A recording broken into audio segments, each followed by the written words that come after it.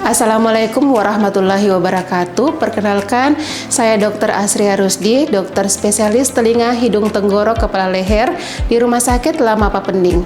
Di Rumah Sakit Lama Papening sudah tersedia pelayanan audiometri, di mana pemeriksaan audiometri ini berfungsi untuk mengetahui apakah ada gangguan fungsi pendengaran yang dialami oleh pasien dan seberapa berat derajat gangguan pendengaran yang dialami.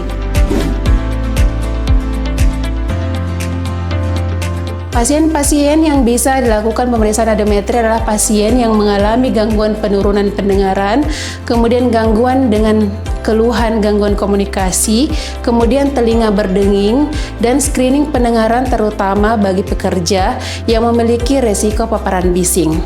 Dari pemeriksaan audiometri ini dapat diketahui apakah kelainan gangguan pendengaran pada pasien berada pada air conduction-nya atau bone conduction-nya. Kemudian apakah kelainannya terdapat pada telinga luar, telinga tengah, ataupun telinga dalam.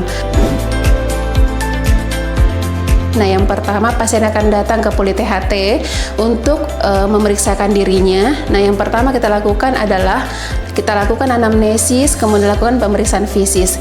Kita periksa telinga pasien, kita lihat apakah ada serumen atau kotoran atau cairan yang terdapat di dalam telinganya. Jika ada, kita lakukan pembersihan.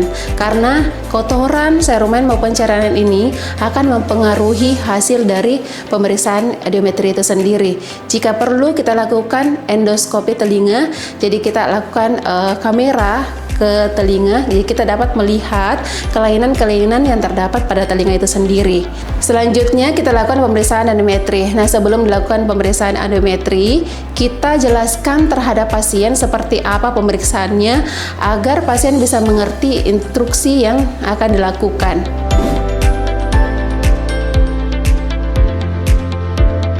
Setelah hasil audiometri itu keluar, kita dapat mengetahui gangguan pendengaran dari pasien, tipenya seperti apa, apakah dia normal hearing kah, ataukah misalnya dia tulinya dari sistem konduksinya, apakah dia tuli campuran, ataukah dari persarafannya.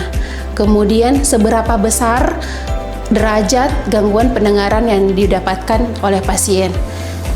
Jika misalnya pasien mengalami gangguan pendengaran dan gangguan komunikasi seperti pada usia-usia tua dan seperti pada pasien presbikusis, kita bisa anjurkan kepada pasien untuk penggunaan alat bantu dengar.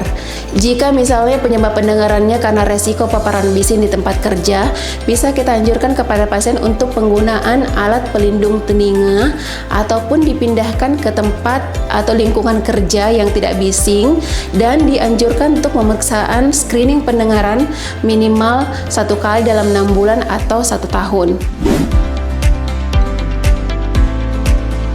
Yang pertama, jangan pernah mengorek-ngorek telinga dengan benda apapun, karena dengan mengorek telinga bisa menimbulkan iritasi pada telinga, kemudian infeksi, dan mendorong kotoran telinga jauh lebih dalam ke dalam liang telinga. Yang kedua, jika terdapat keluhan batuk pilek, segera berobat sehingga tidak menimbulkan keluhan pada telinga seperti telinga tersumbat, kemudian nyeri pada telinga, kemudian gangguan pendengaran atau infeksi lebih lanjut pada telinga seperti keluarnya cairan dari liang telinga. Kemudian yang ketiga, tidak menggunakan alat yang dapat menyebabkan trauma akustik secara langsung. Misalnya, tidak menggunakan headset ataupun headphone ataupun earphone yang terlalu lama, kemudian tidak menggunakan volume yang lebih tinggi, kemudian tidak berada pada lingkungan bising terlalu lama, ataupun jika berada pada lingkungan kerja dengan paparan bising, harus menggunakan alat pelindung telinga. Sekian informasi dari saya. Bagi masyarakat yang memiliki keluhan seperti gangguan pendengaran ataupun ingin melakukan screening pendengaran, silahkan datang ke Poli THT Rumah Sakit Umum Daerah Regional Lama Papening.